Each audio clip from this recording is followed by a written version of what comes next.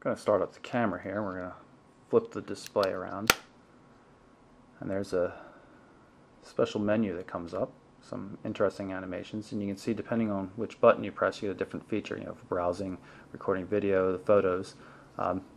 Those little icons right there match up with these buttons here. So of course you activate the camera by pressing the shutter button, record video by pressing the little circle button, which is located right here, and you can see, you know, left and right do, you know, slideshows and playing back to photos. You know, I can just hit this button right here just to go right through and see the photos just like you would on a regular camera. Back button goes to the same menu. Slideshow starts just by pressing this left button here.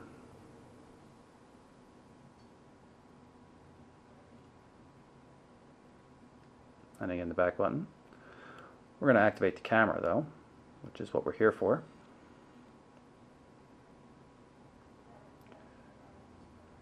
Decent enough looking interface at first glance. You can see we'll just press the shutter button a little bit, get focus, take the photo. I have the shutter sound turned off. You can turn it back on, of course. We'll show you how that works. Hit the shutter button here to save it. Bring up the options with this button up top. And this is where things start going downhill. This is actually quite an annoying menu system to use. There are a lot of options on it, but some of the most common ones, like flash control, you really got to dig down in order to get them on. Pull up the menu again. You can see it's set to on. Self timer, macro mode. This is really far to go into a menu to get to macro mode. Brightness is set high for some reason. We'll flip that down. And of course, once we've set something, we've got to go all the way back to get to the menu again. So it has all the basic functionality. It's just a little difficult to get to. Now we've got the shutter sound on.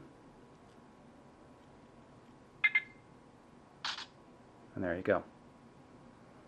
Of course, the real feature for this device is optical zoom. And by using the buttons here, we control the optical zoom.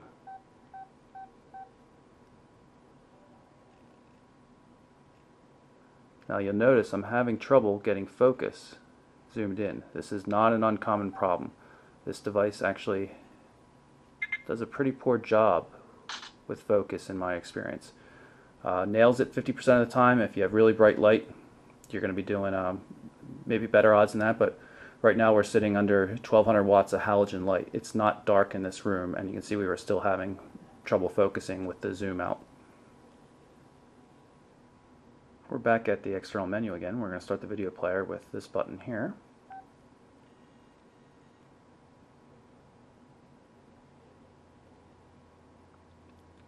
Pull up the menu. You can see we're at QVGA resolution, which is maximum. Start a video. And we're now recording the video, and we'll move around a bit just so you can see what we're doing. And the video, and we'll save that. We'll jump to the internal display so we can watch the video that we just shot. And go to full screen mode as well. It's a little brief, so it's hard to up on the D-pad to go to full screen. Video quality is pretty good. While we're here, let's pull up the camera once again,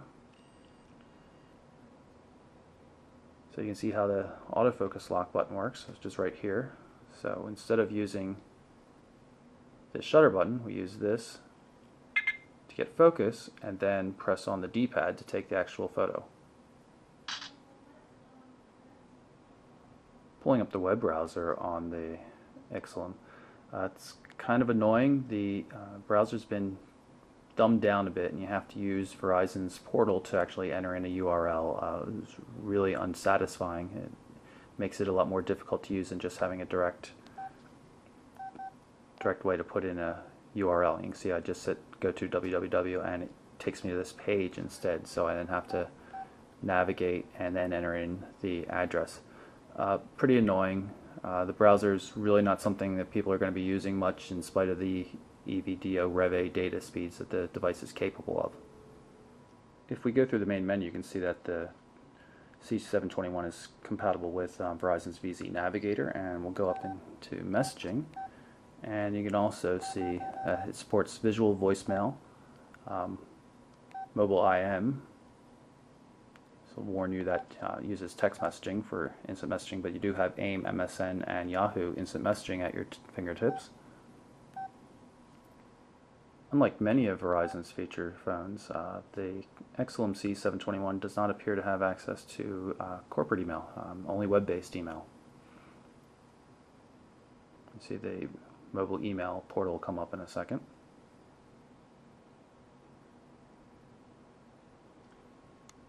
So that's our very quick look at the Casio EXILIM C721 for Verizon Wireless. The device has some things going for it. Optical zoom is definitely something we don't find on camera phones, and as far as Verizon's concerned, 5.1 megapixels is an awfully big camera sensor. But the device I find to be quite awkward to use. The flipping around the display really annoys the heck out of me, and the camera just didn't perform as well as I had expected from an EXILIM device. It misses focus an awful lot. It's just, when it nails a photo, it's really, really pretty. But too many times you're missing the photos. The flash isn't powerful enough. The focus is off. The zoom controls a little bit wreaks havoc with the autofocus system. It's just not been too impressive. Yes, it's waterproof, dust, shock resistant, that kind of stuff, which sounds good in theory, but it's not a device I really think I could pick up, considering I really loved the original Gs1.